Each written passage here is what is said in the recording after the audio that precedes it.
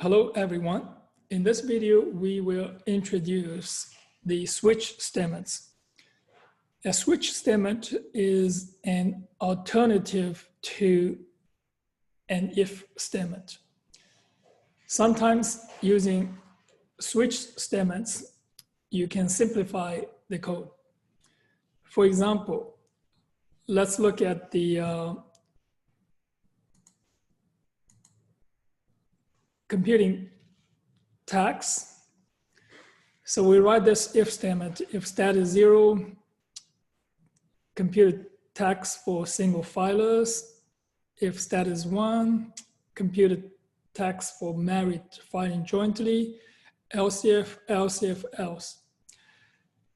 And this can be replaced using a switch statement like this.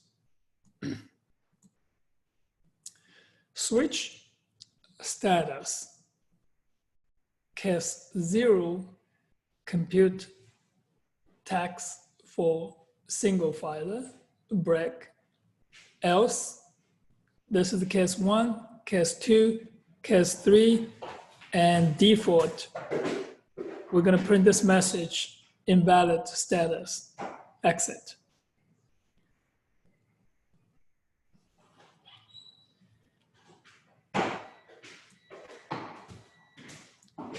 In this case, the switch statement makes the program easy to read. You can clearly see that here, based on the status, and you're going to do this: case 0 for status 0, and case 1 for status 1, and so on.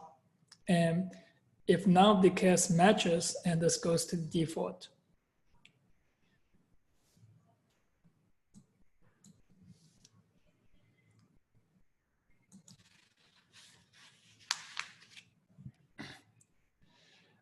This is the flow chart for the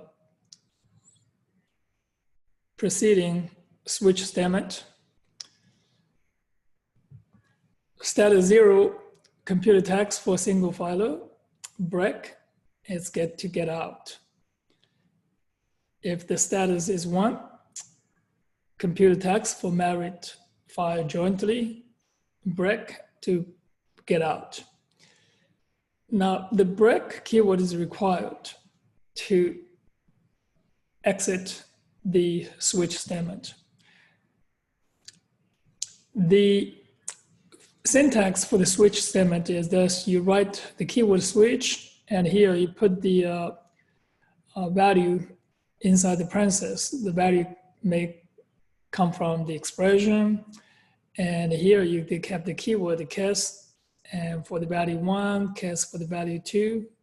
So, and this is the for the details. And for this switch expression, now you can have character, byte short, int, and now you can also have strings in the new version of Java after JDK 11. And this here the values, and values match the result from this expression. And the keyword break is optional.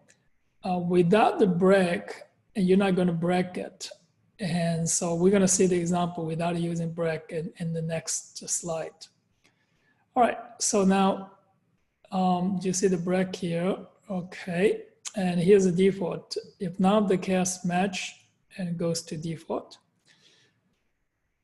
All right, so look at this. If you don't put a break right here, so let's see, I have this day is 2.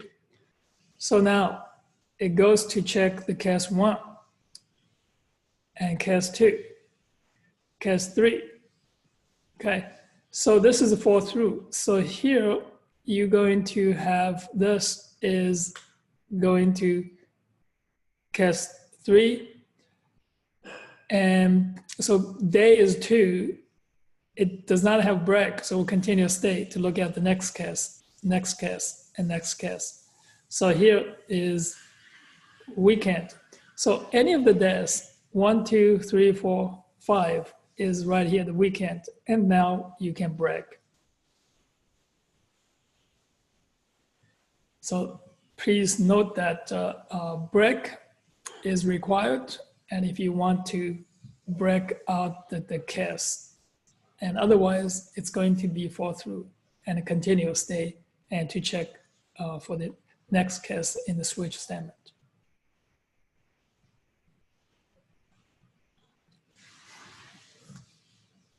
Let's write a program to use a switch statement.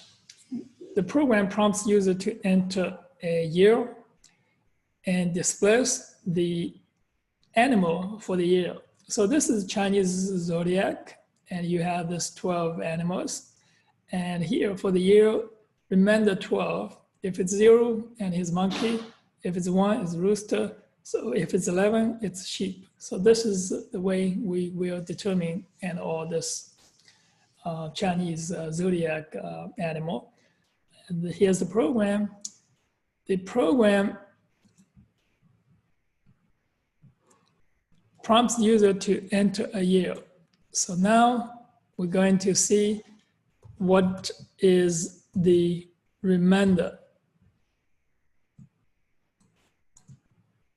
of 12, year remainder 12. If it's 0, and that's a monkey. So please remember this, you have to break. If it doesn't break, it will print monkey and also rooster.